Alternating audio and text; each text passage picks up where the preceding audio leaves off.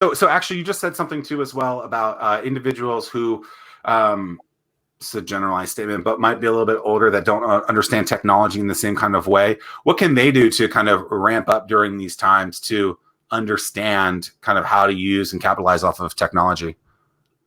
What can childcare providers do?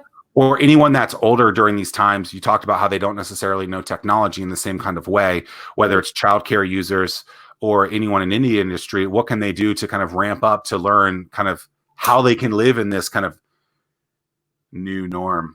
Yeah. Well, I mean, I think for, some businesses, we got a little downtime. So this could be the time that you really dig into those projects and do some training and make things work, update your website, learn social media, whatever your jam is, whatever your competitors have had a lot of success with and you haven't got tiptoed into that, this is the time to go, I need to up my game and figure this out.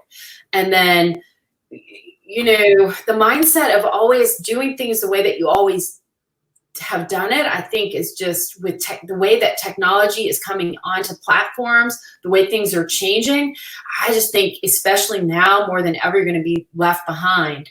With the childcare business model, I think to make it work, not only do we need that business investment, I think we've got to reduce administrative expenses on the back end and have a much more well-oiled machine using technology. And that's something that my company, we're super interested in. We've been really having a lot of meetings with the software developers because we want to really, as we train, help these people implement technologies and feel comfortable with it so that it helps their businesses operate better. When you do things manually, and it can be as simple as a childcare provider writing out a handwritten receipt. If you can just automate a simple task like that, think about how much time and money you're going to save over the course of a year.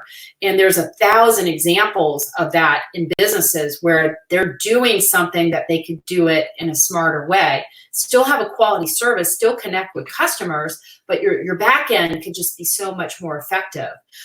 What's been cool with COVID-19 is we've seen a lot of providers jump into the social media space so that they can stay connected to their families. We've seen like preschool learning environments happening via Zoom, Facebook Live. I mean, a lot of cool things, a little bit of a silver lining for our industry, that people that weren't using apps, using technology to connect with families now are doing it. And, they're having a lot of success. And so I think that's, going to help